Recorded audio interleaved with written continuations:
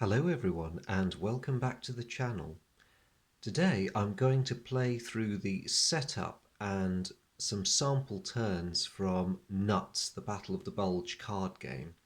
So I've chosen to only play with the northern deck. So just to give you an idea of where we are geographically, it's the northern edge of the German offensive which began against the town of Monschau down towards the middle, which including the town of Saint-Vith. Hope my pronunciation's not too far off there. So anything south of Saint-Vith is a separate game, which we will not touch on today because I think I was tempted to play the entire joint campaign, but that might have bogged things down. For the and while this is a very quick playing game in terms of its mechanics, the campaign itself can drag on a bit. Just doing the northern half lets me illustrate the gameplay, zoom in fairly close on some of the cards so you can all follow and see what's going on, and just gives me a more condensed bit of material to work with. So what I've started with here is the basic setup for the United States. So you've got the town of Monschau on that flank, the twin villages of Rocherath, Krinkelt, oh dear, my pronunciation, please shoot me for that, Elsenborn Ridge, and the town of, so I should say the city of Saint-Vith over there. So in the Monschau area, there's an American infantry unit occupying the town with some field artillery. The twin villages of Rocherath, Krinkelt, and the city of Saint-Vith are more capacious, so they have a larger garrison. And the US player has garrisoned Elsenborn Ridge. Now, you don't have to occupy these terrain features, but anyone who's familiar with the battle or indeed has any sense of what it's like to be fighting on the defensive would be well advised to occupy them at the start of the game. So occupation of a terrain card is denoted by pushing the unit card underneath it so that it's clear who's occupying what. And as you can see, we've got the grid laid out. So that is row 1 with column D, E, and F. And you can see that all the starting units in D, E, and F1 are placed in their respective part of the column, then D2, E2, F2. So that's the start for the United States.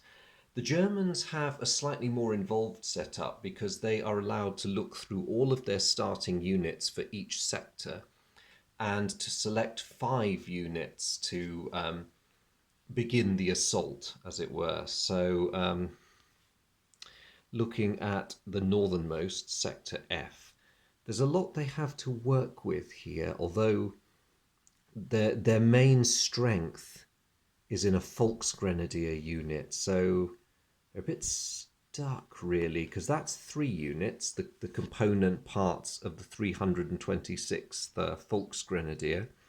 They'll probably use those.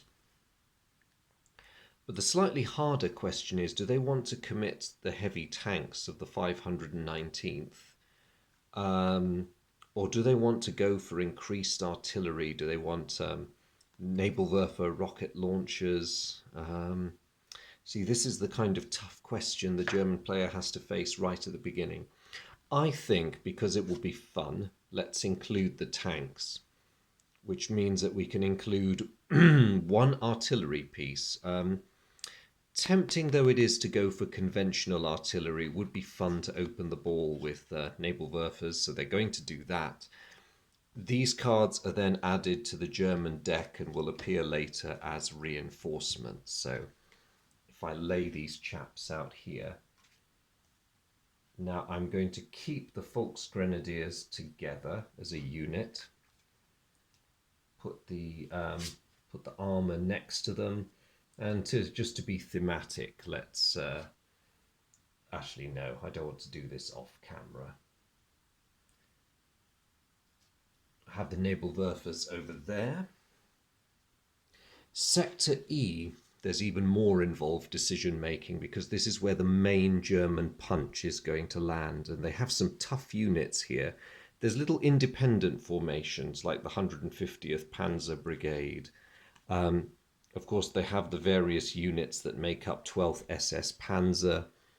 One would almost suggest that 12th SS should certainly be in the front, unless one would rather include the 1st SS. I mean, really, that would be the more sensible course, wouldn't it, from the German perspective? So let's see what they've got.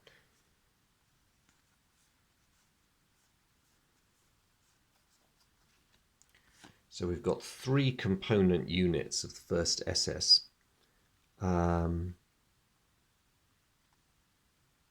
Yeah, there's Kampfgruppe, 1st Panzer Grenadier Regiment and 2nd Panzer Grenadier Regiment. These are serious heavy hitters. And I think, let's just keep it thematic, the Germans will include them in the initial punch. Now, what else have they got here? They've got the paratroops, the Fallschirmjäger. Let's just group them together for ease of reference. So there's the 3 Fallschirmjäger units. And a lot of Volksgrenadiers.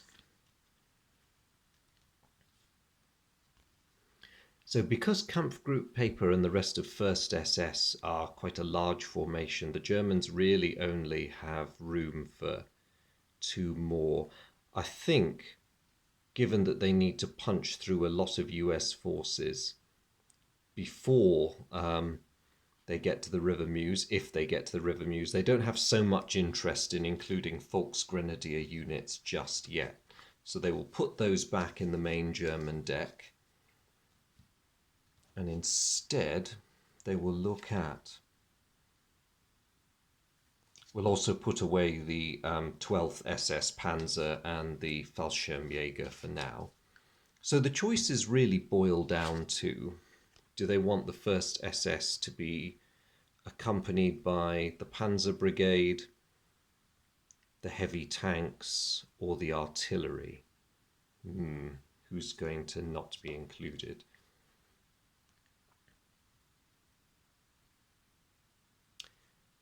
The Germans decide they will go for the heavy tanks and the artillery to open the ball. And finally, Sector D. So here we have more Volksgrenadiers, the 18th and the 62nd. Let's get them into their component bits. There's some artillery, there's some rocket artillery, and there's 2nd SS Panzer. I think just for heaviness of punch, the Germans are going to throw 2nd SS Panzer in. Of course, there's nothing making you throw in your heavy hitters at the beginning as the Germans, but I think in the interest of cracking that outer American shell and then pushing forward as hard as you can, there's a lot to recommend it. We won't involve the Volksgrenadiers just yet, they can come in later. So that just leaves the artillery and the Nebelwerfers. Not a bad combination of units, so the Germans will place those over there. I'll just center the camera a little. Right, so we are ready to begin. Just shuffle the German deck now that we have put the unwanted starting units back. So at the start of the game, the US player draws a 7-card hand. The German player draws 13. Now looking at the US hand, the first thing to do is sort your cards into any cards that must be played immediately. So, the Meuse River is already here as an objective, and that appears in row E5. So that's going to be off camera because it's too far to the west for the moment. But if the Germans advance spectacularly, I will move the camera down to follow their progress. The Americans also draw the Ourthe River, D3. Now that gets played immediately, and it is useful because it instantly gives them a defensive position, which they can fortify if things go really badly in D1 and D2. So it'll be off camera for the moment, but the Ourthe River has gone down just below sector D2 there. And that's it. So the rest are, aside from a Scratch Forces reinforcement card, weather clears. That would be very useful on the first American turn, because at the moment the weather always begins foul in this game. The Germans picked their moment to advance very, very well. Traffic jams is something that the Americans can play during the German movement. Scratch Forces is an anytime reinforcement. Fuel shortages, the US will want to impose that on their German enemy as soon as they can, and also bridge demolition. Now, there aren't many bridges in play except for the one at Saint-Vith, but the US will probably want to try and blow that up. There is no river in play, which means the Germans won't be hindered, but if the river card comes into play later, it will cause a problem if the US demolishes the bridge. So that's the starting US hand. They've played 2 cards, so they draw 2 more to bring their hand back up to 7. They've got the River Meuse again, the F5 one. That gets played straight away. So the German objectives are beginning to appear thick and fast. But they've also drawn reinforcements. That will be quite useful.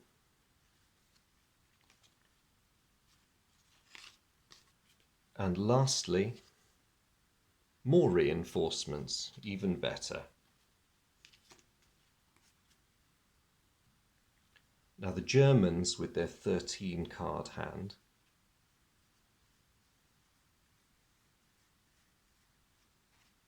let's see what they have. A large chunk of reinforcements. Foul weather in case they need to reverse any US card play, even more reinforcement. Skorzeny teams, they can be quite fun. Joachim Peiper himself, very useful. And a play anytime card.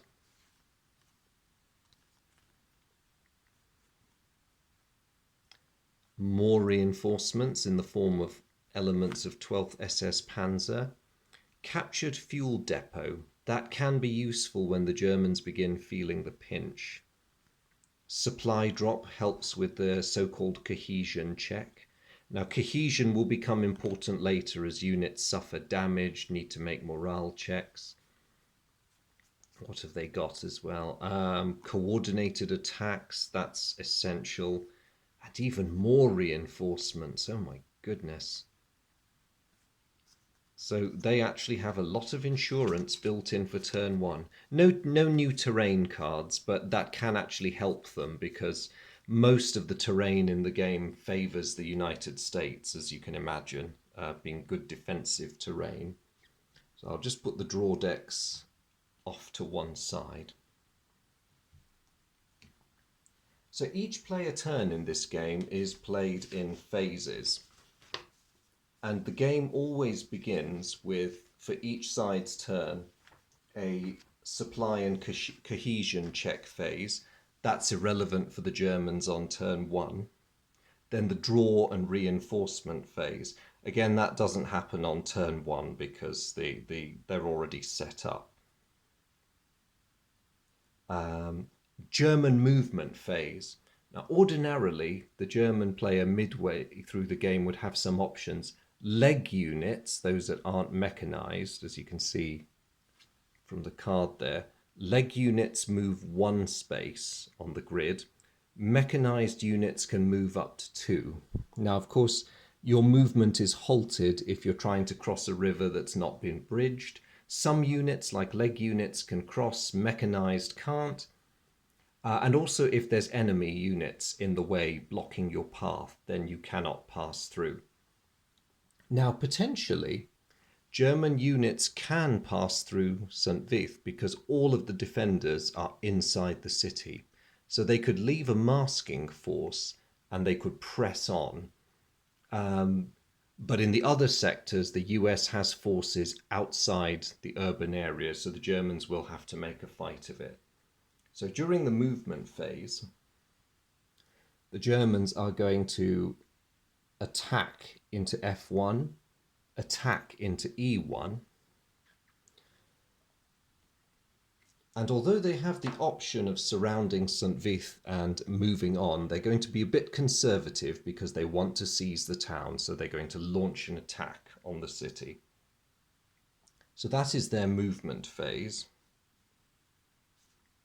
The US is going to be a little bit nasty.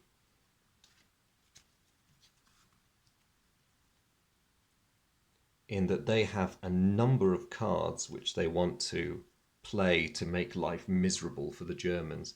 The first thing they're going to attempt to do is demolish the bridge at St. Vith. So they have to roll a dice. On a 1 to 5, the bridge is blown. The Americans roll a 5, which means that St. Vith is marked with a bridge demolition card. Now, like I say, this will only hinder the Germans once a river card is played, but there's always the danger that a river card will be played later, doesn't mean that the river magically appears, but that all of a sudden it's a bit more vital in terms of the movement and supply of troops, and therefore the fact that that bridge is demolished will become a problem. They haven't finished their nastiness. They are going to play fuel shortage on the 1st SS Division, which is going to hobble them, because what it does is it turns mechanized units for movement purposes into foot units. So that's already hobbled them a bit. They're starting off the offensive short on fuel. Now the last question is, does the US want to play this? He might hold on to it because traffic jams can cause a lot of problems for the Germans, but they disappear at the start of the next turn. And as the US is still holding all the urban areas, it makes more sense to hang on to this, so they're going to do that. The Germans, for their part, are going to play the famous SS General Piper on his own division. Now, one of the advantages, he has many advantages. He adds +1 to their cohesion, armor value, all the rest of it. And he may be discarded to cancel fuel shortage for 1 turn. So he's a bit too valuable to chuck out now. You see, he has lots of combat and defensive bonuses, but the option is there for the future. So he may be able to negate that card in the future. Now, the Germans also have the famous Skorzeny commando teams, and the temptation is, I'm afraid they can't capture the bridge card at St. Vith because it's been blown. It's tempting to hold them to move any one allied card 1 legal move, or they can impose a negative modifier on any one defense. Now, the Germans are attacking all along the line, so it is tempting to use them. And he has decided he will do that. He is going to weaken the defenders at St. Vith with the Skorzeny teams.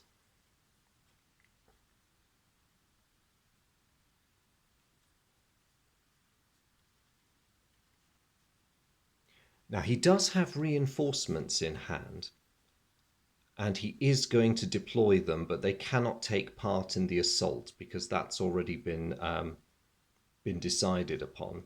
So all those for Sector E are going to fall in behind the assaulting units. Same with those in Sector D. He also has the 8th Panzer Grenadiers of the 3rd Panzer Division. He decides that he won't commit them yet because he wants to keep them in hand to see whether he has a breakthrough anywhere. So you'll note that unlike the other reinforcements that were played, this element of 3rd Panzer Grenadier can appear in any sector the German player chooses. So that flexibility could be very useful.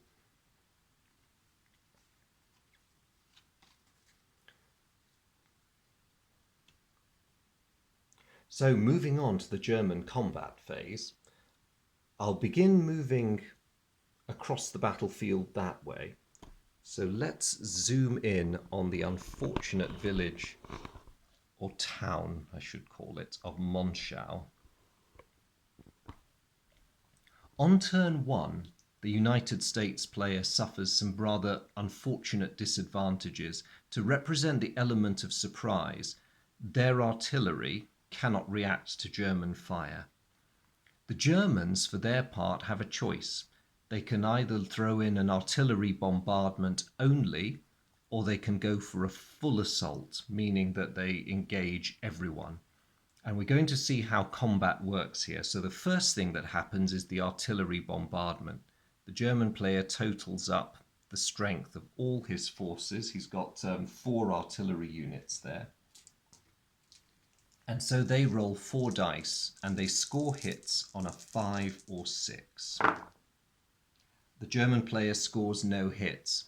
Ordinarily, the US would counter battery fire at this point, but again, due to the element of surprise, nothing happens. The German armor goes in next.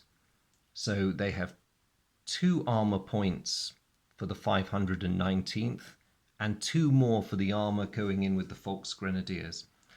Now, when you attack, ordinarily you can attack with either 4 units or 2 divisions, and this is where the divisional organization is important because it allows you to maximize your available forces if you have cohesive divisions.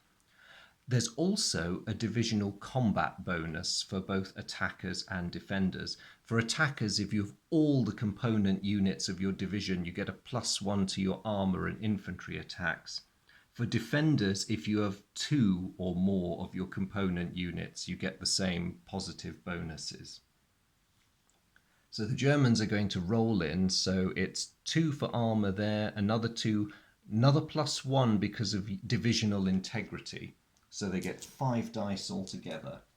And again, it's 5s or 6s to hit. They score 2 hits. Now, a defensive advantage of the town of Monschau is that it absorbs the first hit, so no harm to the defenders. But the US player now has to allocate a second hit, and he has a bit of a tough choice here. He can choose to either take it on the defending infantry, or he can take it on the field artillery. Now, there's advantages and disadvantages. The infantry is quite tough. They have a much higher chance of surviving their saving throw. They're at the beginning of the American Cohesion check phase the next turn. But if they fail, then the town is lost, and that could be very tricky. He could alternatively take it on the field artillery, but that's a much weaker unit, and if it is swept away, the defenders in the town are then isolated and could be potentially cut off. So very, very tricky decision. And after agonizing for a moment, the US player decides he'll take the hit on the field artillery. This time he can respond to the attack. So he has a total armor rating of 3 between the 2 units, and he is going to return fire.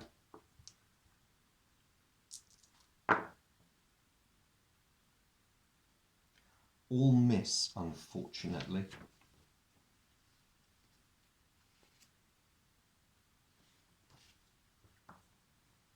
So lastly, I'm just going to check something about the combat phase.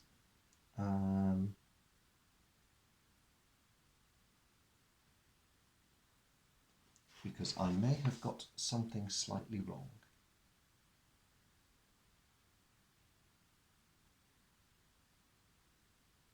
No, I haven't. Panic over. It's all fine.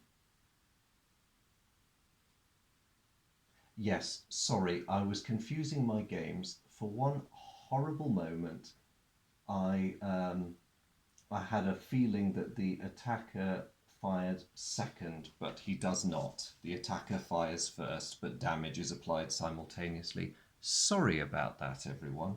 Brief moment of panic, totally unwarranted. So, lastly, we total up the infantry figures. Again, the Germans total 7 because of their divisional integrity. Now, infantry are a much weaker proposition. They only hit on a roll of 6, of which the German player gets 2. Oh dear. Now, hits have to be allocated equally, even though this is done at the discretion of the defender. So the US player has no choice but to allocate one of these hits to the infantry, but he then has a choice about whether the second hit goes on to the infantry or the artillery. He decides, because the artillery's chances of survival are nil anyway, it can take the second hit. Now that is enough to wipe it out because it equals its defensive rating. So the artillery has been overrun. No great loss in this engagement because they had no infantry combat value. The US player now returns fire with his 3 infantry points. And they are misses. So the assault is over. The town can lose its marker. The Germans have done exceptionally well. They can advance into the space because the defenders are now isolated in the town and it's effectively surrounded, which means that next turn, crucially, the US forces there will be out of supply. Moving on to the main event over here. The Germans are in for a slightly harder time because of the defensive terrain. So I'll leave aside their fuel shortage for now because that's not going to worry them over much. And I will begin with the artillery bombardment. So the attacker suffers a -1 to his artillery value because the US are defending the forested ridge. Now, if they had not defended the ridge, that would not apply. Defensive bonuses are only activated if your forces actually choose to occupy and make use of the terrain. So in theory, the US forces, if they were mad enough, could have just assembled themselves outside both the villages and the ridge and fought a conventional battle in the open. Really not a good plan. Don't do it. So the Germans open fire with their artillery, ordinarily 4, reduced to 3 because of the defensive bonus. They score 1 hit. Now the twin villages, thankfully, absorb the first and the third incoming hit. So that 1 artillery hit is soaked up by the defensive terrain. Again, turn 1, no US counter-battery fire. So the armour goes in next. The heavy tanks and the artillery contribute 4. The very impressive 1st Panzer brings that total up to 13, 14 with Piper's bonus, and 15 with their divisional integrity. So, ouch. This is going to be a nasty turn for the American player.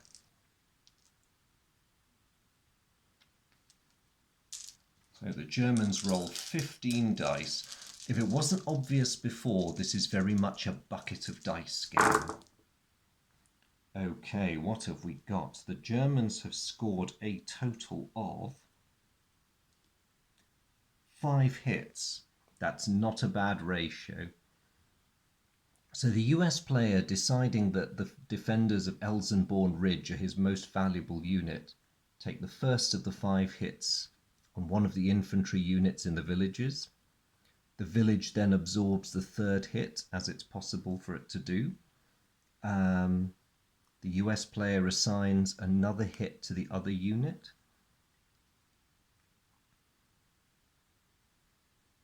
I've been an idiot. Armour value halved. My apologies, everyone. Let's just say, because I don't want to go through rolling all those dice again, it should have just been 7 dice. No, I really ought to. Sorry about that. So not 15 dice in total, 7 dice. They still score 2 hits. So it would have been a hit on one of the infantry units and the defensive terrain taking another hit, thanks to the forested ridge. Another great beauty for the defenders is it doubles their armor value. So the American 3 is now 6. They score 2 hits. The Germans want to maintain the divisional integrity of 1st SS Panzer, so they will just inflict these hits on the less important units. Finally, the infantry go in, and 13 dice are rolled for the Germans.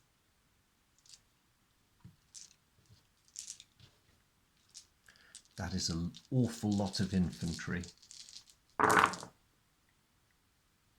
But thankfully for the US player, it results in only 1 hit, so they'll take it on the garrison of the villages, and then they will roll their 9 dice in response.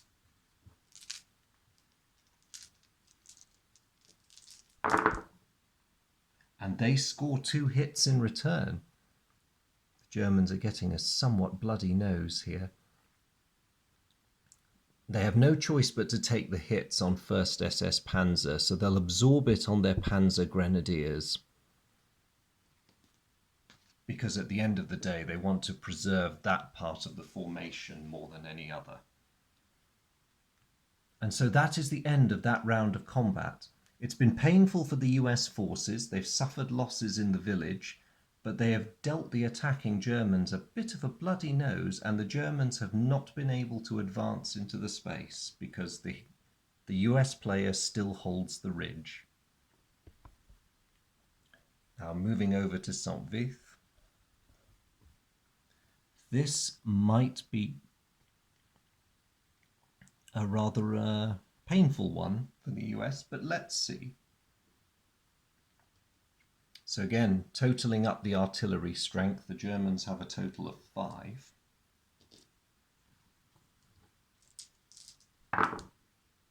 They score 2 hits. The city absorbs the first hit. And another one has to be absorbed by part of the garrison. No counterfire from the US, well, they have none anyway. So as for the tanks, 3, 4, 5, 6, 7, 8, divisional integrity makes it 9. Oof.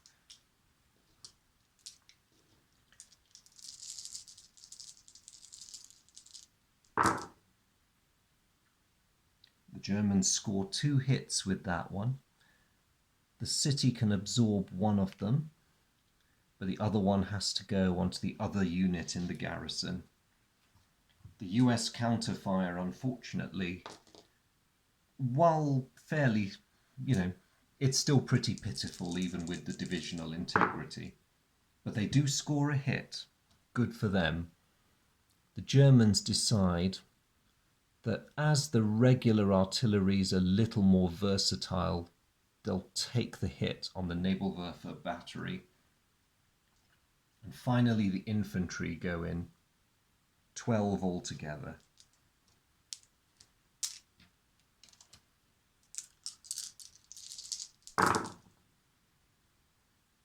Two hits. Saint-Vith absorbs the final hit it can take, and one of these units is now out of it one way or another. They do get to counterattack, but with the effect of the Skorzeny teams, they only get 6 dice altogether. It's effectively the confusion sown by the German commandos, Special Forces fellows, takes away their advantage of divisional integrity.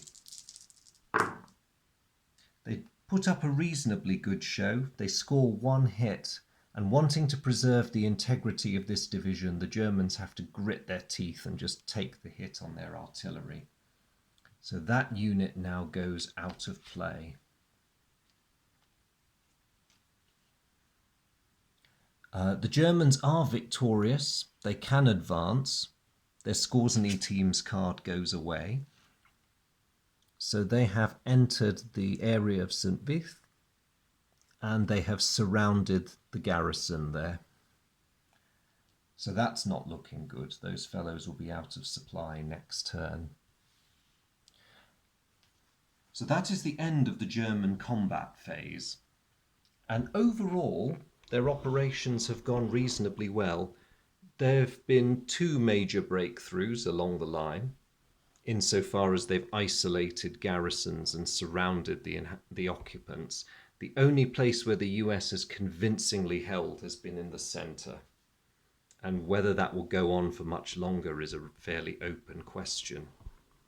That is the end of the German turn, so let's see what the US is able to pull out of this. First, it's the supply and cohesion check phase.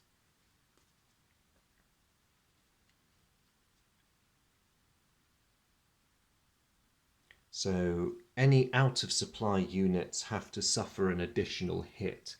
That unit is out of supply because it's surrounded. Those units are not. That unit is surrounded. Now, unfortunately, the US would ordinarily lose that unit, but because they have the Scratch Forces card, which can be played any time, they can add it to that unit and give it just enough endurance to bulk it out. They still have to make a roll to see if it survives, which it may not do, but they at least have a chance.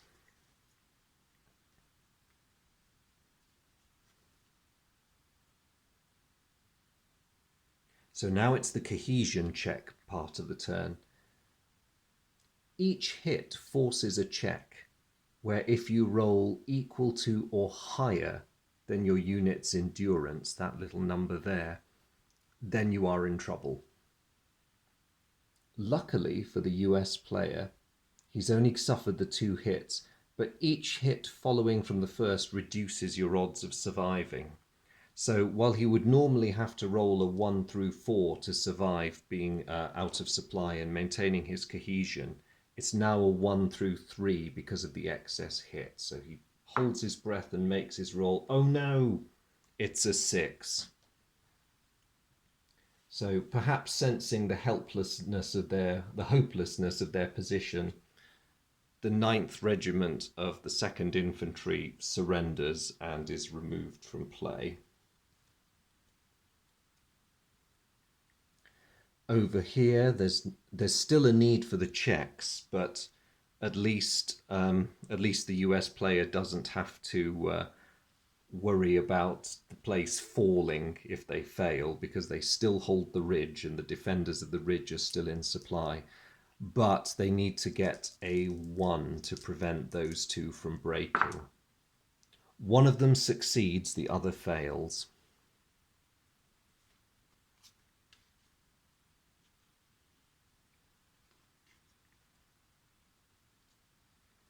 So they're still hanging on in the centre, but things are looking a little bit more tenuous now.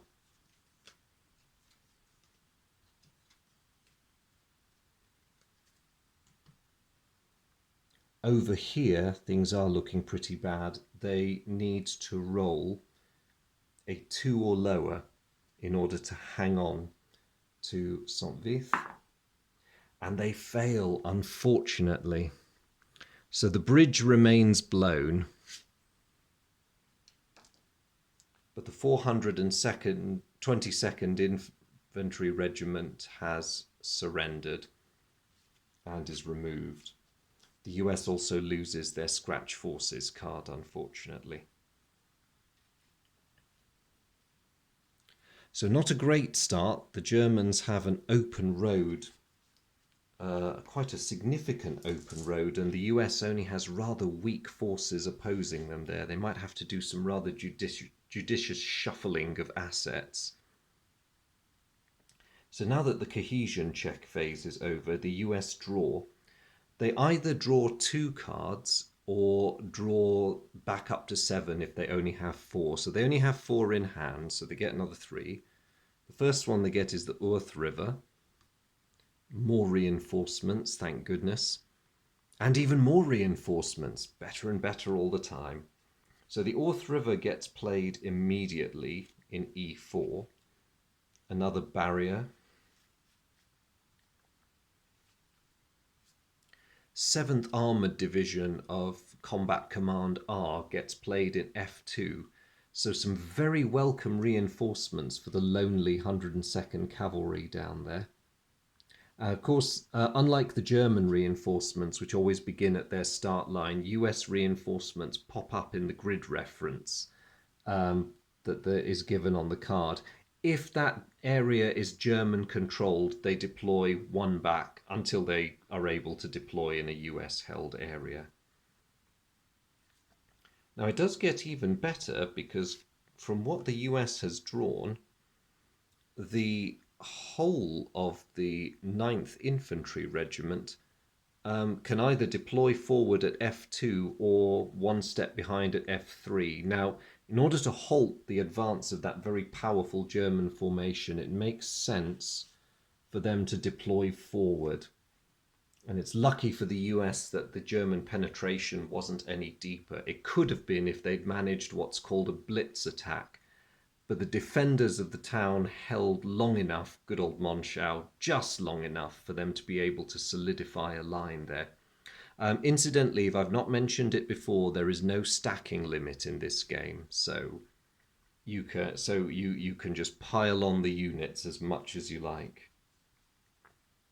So that's the US reinforcement phase. Now, at the end of the reinforcement phase in turn 1, the US has a one-off ability to recover the units that were lost in the initial German attacks. He rolls for each one, and if he rolls a 1, that unit can reform in its original column at the most forward US held line. So he's just going to quickly roll for these 5 lost units. Right, the 422nd is reconstituted, and because they were in D, they join the rest of their parent formation down there. He's rolled another one. This is very fortunate. So the 395th Infantry Regiment of the 99th Infantry reforms in E2.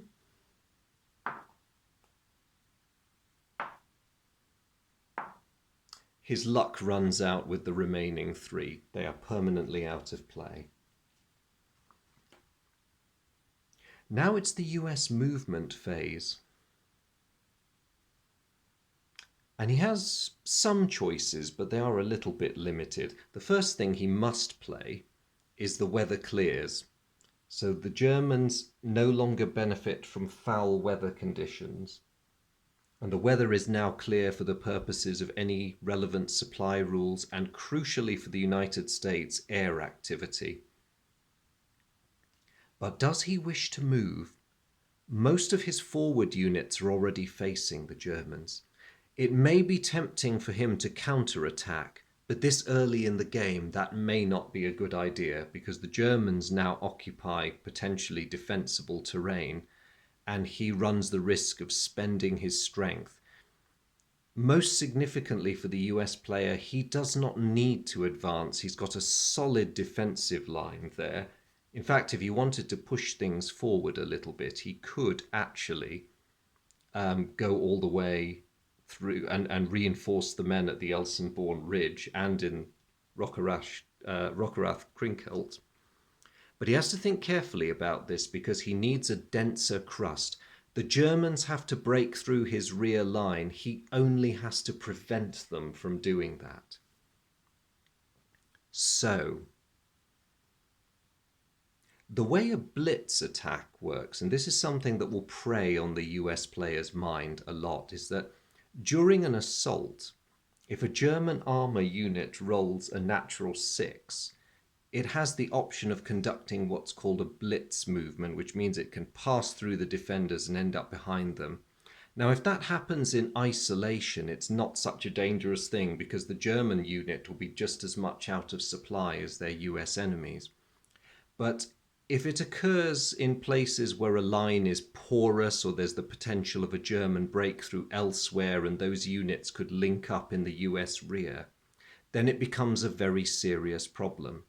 The only way the US player can prevent the Germans from conducting a blitz attack is if he has a defensive position of sufficient depth to ensure that it can't happen. So now that it's the US player's movement phase, with a nervous eye on that formation there, he is actually going to detach the scouting elements, the 102nd Cavalry, down to what is position F3.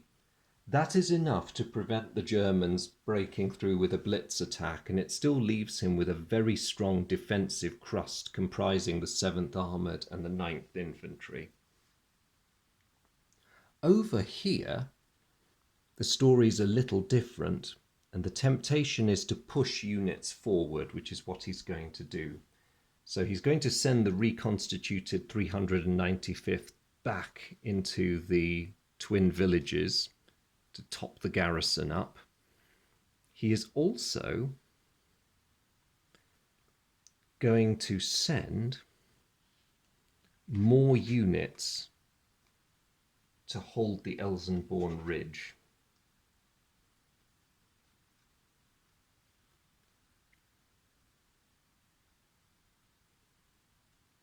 So we now have an extremely strong defensive force there, which the Germans will find very hard to crack. And the 406th Field Artillery is now in reserve behind them to prevent any blitzkrieg attacks. So that gives the German player very few options in terms of battering themselves against this position. They'd be far better advised to try and filter around and exploit US weaknesses elsewhere on future turns. Now over here, the US is really vulnerable. This is the major weak point in the center. They have the Ourthe River behind them, but they have an extremely thin defensive crust there. And this is where it's tricky. The temptation is to fall back to the Ourthe River and the defensible terrain there. But if they do that, they leave the entire flank open. So somebody has got to hold. But if they divide their force, let's say they sent the weaker 422nd Infantry back, it would mean there was even less in the path of the Germans to stop any potential attack. Okay, it would not be possible to blitz them, but it would be an open invitation for the Germans to smash through the 424th Regiment and hook round the rear of the US formations and essentially cut this entire group off. So it's a very difficult choice for the US player.